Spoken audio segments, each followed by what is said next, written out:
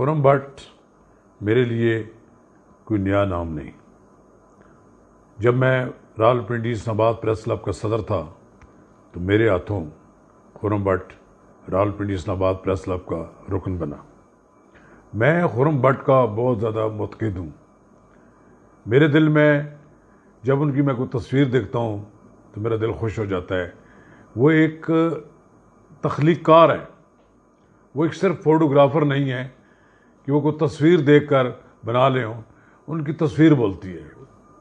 پھر ان کے face book per but گمانیہ کے عنوان سے جو ون لائنر لکھتے تھے وہی بعض اوقات تو دل کو ایسے لگتا تھا جیسے کہ دل نکال کر لے گئے. اور بعض اوقات وہ بہت زیادہ سخت الفاظ بھی استعمال کرتے تھے تو وہ مجھے اچھا نہیں لگتا تھا. لیکن اب انہوں نے اپنا یوٹیوب چینل شروع کر دیا ہے بٹ گمانیہ کے عنوان سے. تو میں سمجھتا ہوں کہ خرم بٹ نے ایک تخلیقار ایک قلمکار کی حیثیت سے اپنے آپ کو منوایا ہے.